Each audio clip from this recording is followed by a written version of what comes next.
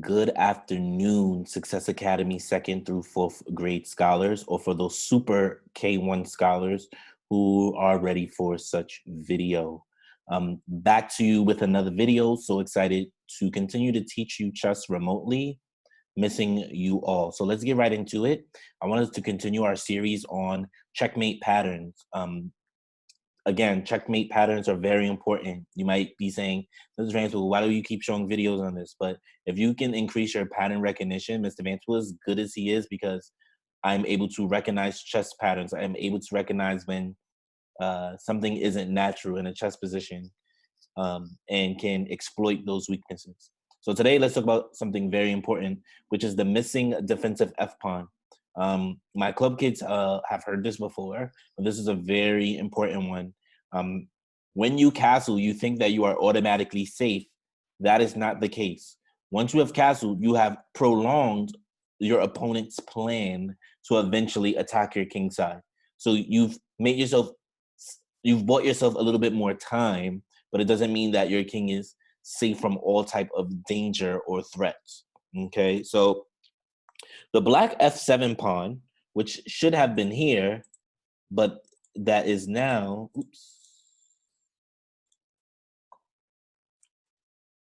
but that is now here on f5, okay, is an important for the defense, because generally this king is here on g8.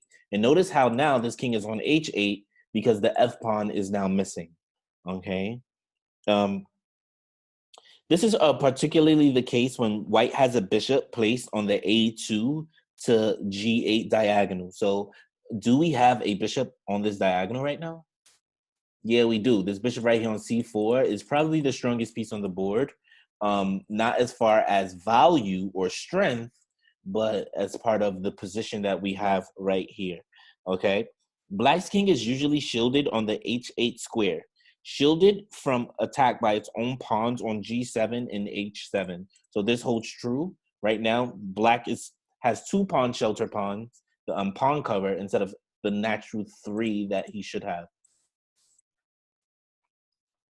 If white can administer a check with a queen or rook on the H file, okay, the black king is vulnerable and is in major trouble. White's goal is therefore to open the H file in any way possible, which usually means a sacrifice. So that means we're going to have to give up something really juicy, a really strong piece in order to open up this H file. So let's take a look at this first position. And I would ask right now, is there anything targeting this h7 pawn?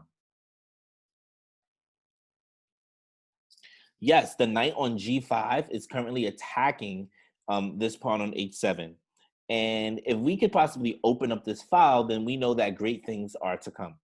Now, before you just give up your knight, your 3-point knight for one pawn, you have to think about follow-up moves. Great chess players think moves ahead. So I want you to visualize, if this knight on g5 captures this h7 pawn, do we have a follow-up move? The best type of follow-up moves are moves that can follow with check.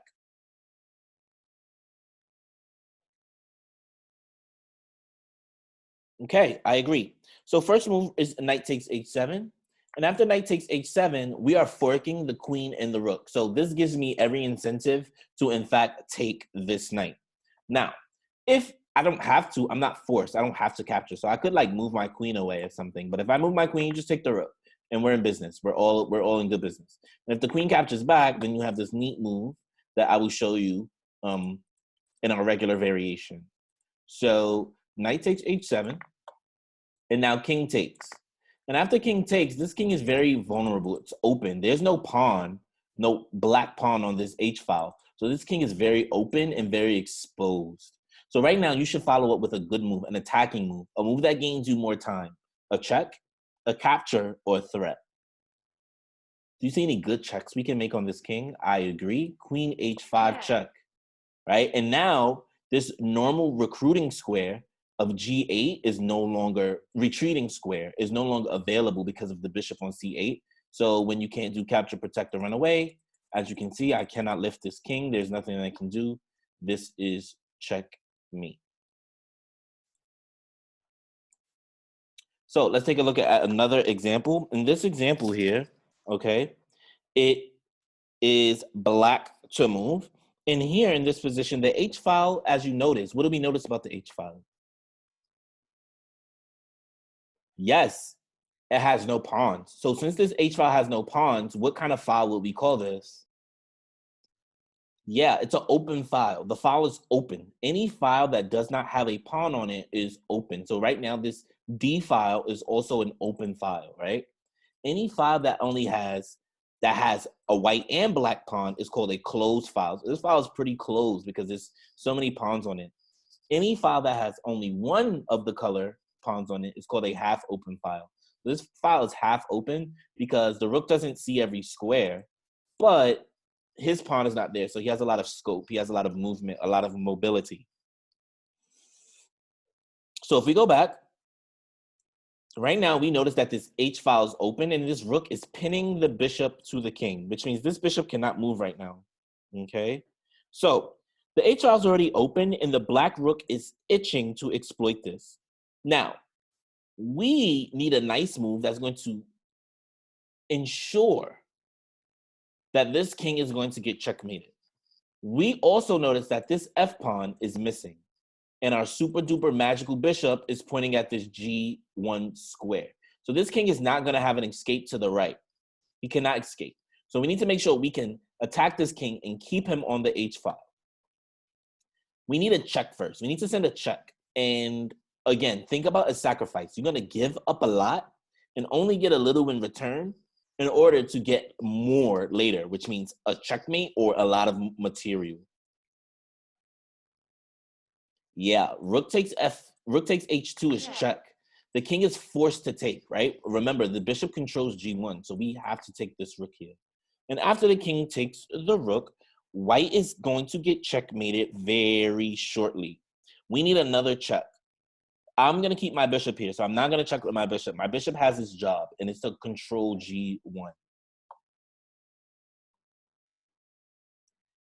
I agree with E5. The problem is, if I move my queen to E5, I could block with this pawn. I could block with this knight. There's a lot of ways to blockade this diagonal, and I think our threat will be over. So I agree that H8 is much stronger because now I can't retreat this way. Now my king is forced to come to G3, and because my bishop controls both F2, that missing defensive F square, and G1, there's a nice checkmate here. Can anybody find it? Excellent. With the support of this G pawn, if you moved your queen to H4, you realize that this is now checkmate. My king cannot move back to the H file the queen controls. I cannot move to this dark square diagonal the bishop controls. And I cannot move to any of these two light squares as the pawn and the queen controls. I also cannot move to F4 because of the pawn on G5. Excellent, excellent, excellent. Let's take a look at another. Right away, you notice that you have the missing defensive F pawn previous, like to our first example. G8 and F7 are adequately attacked. And right now, we're gonna need some type of sacrifice in order to open up that H file. Missing defensive F pawn. We need the sharp bishop to control the diagonal. Now we need a sacrifice to open up the H file. Then we're gonna bring in the heavy piece. Yes, knight takes H7 is 100% correct. King, again, the king doesn't have to take. We could just like move away, but you just lost a pawn and now you're completely exposed. Maybe a move like queen H3 is going to come in regardless. So after king takes, now we have a tempo and we can make the move with a check, okay? So queen H3 check. And now the king cannot go back again because of this dangerous bishop. The king is forced to G6. And again, my rule is a king on the run is never fun. If your opponent king is running, that is great for you and not good for your opponent. If that king is moving, that means you're continue to attack it with pieces until we get that checkmate. So now, after king G6, now I have to close in with the queen. So I'm going to give another check. Okay. And after queen G3, the king thinks he can run back to H7. But in fact, I'm able to now advance with this check. And now the king is again forced to come back to g6. And now you can find a pretty neat move here to continue to attack this king.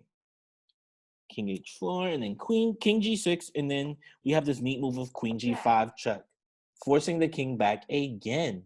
And after this king goes to h7, there is a pretty cool checkmate. Remember, the bishop controls the square. So we need a way to control all three of these squares, these red squares, at the same time. Remember, checks can go through the piece as well. I can control the squares behind you as well. Yeah, queen h5 is checkmate. I can't move back or to g6 or to h6 because the queen controls all three of these squares. And again, as we spoke, the bishop controls g8, and that pawn is missing. Last example. Which steps do we have set up? Which steps do we have set up? Do we have our sharp bishop? Is the H file open? Do we have a piece we're going to sacrifice? Do we have another check that's going to come in? In this example, it is a little tricky, okay?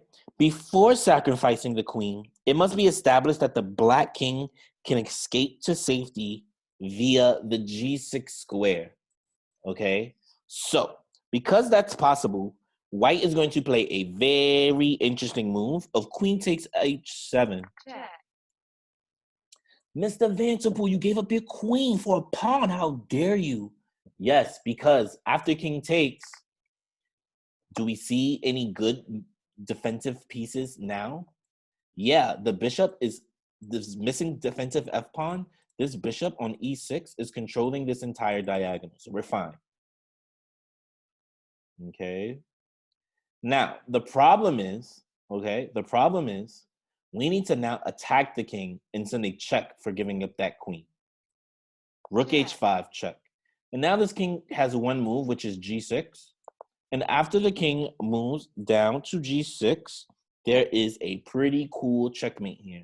Pause your videos and try to find this neat checkmate. Awesome. If you pause your video, you now can see that my rook here on h5 controls the h file. My rook controls the f file. So this king is sandwiched in. He cannot move to the fifth rank because of my rook on h5, okay? So we must attack and send a check in a way that controls this green square, the square he's on, and f7, the square he's on. Yep, if you chose bishop f7, that is a super neat checkmate, and we are all good to go. Lastly, I'm just going to show you a quick game from Aaron Nimzovich, who is one of the greatest chess players ever and wrote a really, really interesting chess book called My System, which is how I learned a lot of my chess skills growing up as a young boy, versus Jose Raul Capablanca, who, if I'm not mistaken, is from Cuba, but don't quote me on that, in the year 1911, and he was also a world champion. So quickly, I'm just going to zoom through some of these moves. And just you can see as people are getting their pieces out, developing their pieces. And I want you to notice F5, right? F5 is going to be very interesting because this F pawn is now missing. But let's see if it's going to work beneficial for black or not. So bishop F1.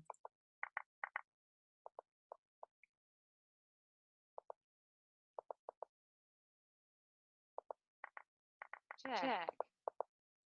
Yeah.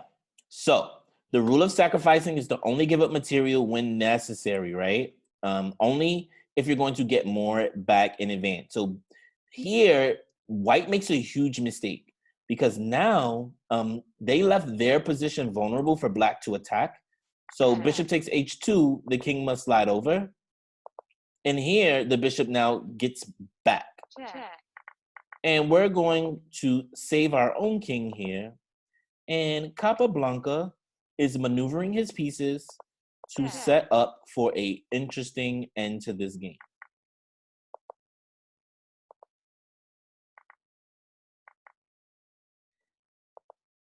Notice how this bishop is controlling a lot of key squares around this king. Notice how this bishop is now targeting this square on f1.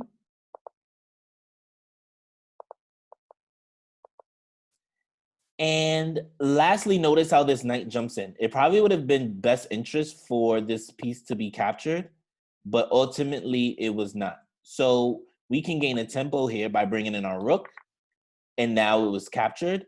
And now this bishop is in a nice missing defensive f-pawn position. And we have a checkmate threat here with rook h1. If rook goes to h1, this game is over. So white moves his pawn up so he can have an escape square. But this was ultimately not a good move because bishop takes check. And now we have control of both diagonals. The king moves up. And we have this game-winning move with rook h6 anyways. So notice how these bishops are controlling and the rook is attacking. If you like these videos, continue to like, share, and subscribe. Share with your friends. Share the videos out so you can continue to learn more about chess. Until next time, my friends, keep on playing chess. Send Mr. Vanceable pictures and videos. Missing you all. Stay safe. Talk soon. Bye.